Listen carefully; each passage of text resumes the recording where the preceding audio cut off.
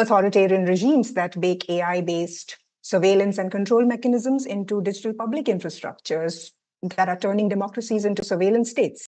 Do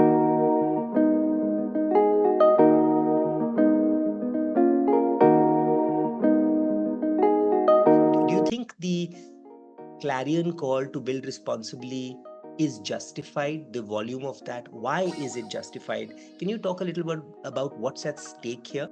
Sure, Sachin. Thank you for the question. It's important that we distance our discourses on AI altogether from the popular hype or doom lenses because they only largely serve sensationalist agendas. So we will talk about what's at stake here, but in more nuanced ways. Like a lot of other potent technologies discovered in the past, like combustion engine or nuclear power or the internet or printing press, AI also comes with a set of advantages and risks, we know. With each of those past discoveries, we've seen a marked increase in capabilities, meaning the risks went much higher. AI's capabilities and risks are unlike anything else in the past, and our ability to keep up has also slowed down. Trust is at stake when the surreal becomes hyper-real, as synthetic media expert Henry Ashder has said this. We can't distinguish what's real and fake anymore. Manipulation and exploitation avenues have opened up through synthetic media, avatars, and digital social and knowledge interfaces being taken over by unregulated synthetic content. So it's quite natural for social enterprises to hold some hesitation and skepticism when trying to adopt artificial intelligence into their work of creating value and impact.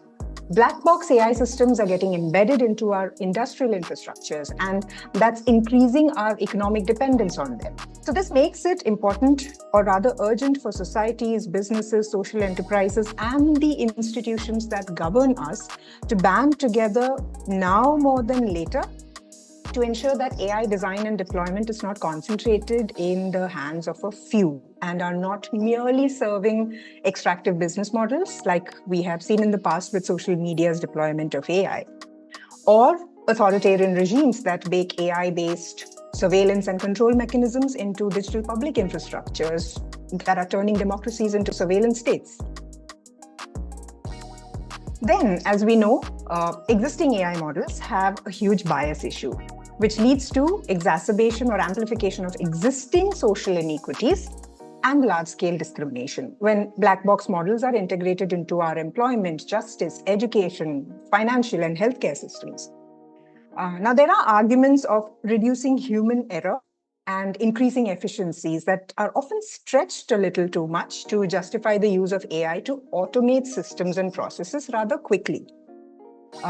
Now, what we need to recognize is that there are systems that should be automated, and then there are others that needn't be automated or shouldn't be automated.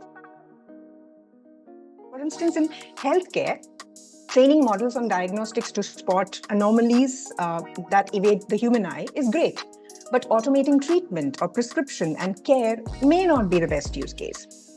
These call for a bit more complex and empathetic approaches. Also, digital personal assistants that summarize news using artificial intelligence or translate investigated reports into different languages for easier accessibility are great use cases. But automating the reporting process or using AI news anchors to report is problematic at different levels. So at Citizen Digital Foundation, we recognize that the most affected of the trickle-down effect of all of this are people in developing economies like India, where priorities of safety lag way behind those of economic gain or hustling through.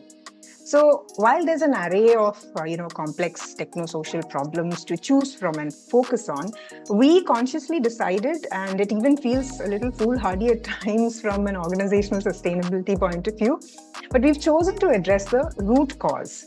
And that's why we try to advocate responsible AI and circularity in tech development to call for more accountability in tech businesses and even informed action in policy making.